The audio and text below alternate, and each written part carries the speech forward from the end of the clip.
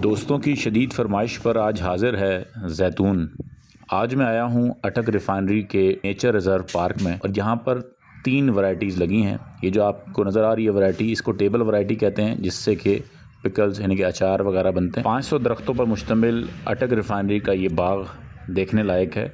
बहुत जल्द यहाँ पे हम किचन गार्डन का प्रोग्राम अरेंज करेंगे और यहाँ विज़िट लोगों को कराएंगे। अक्टूबर में इसका फल उतरता है। अगर आपके किसी दोस्त का बाग है तो ज़रूर उसे आजमाइश में डालें।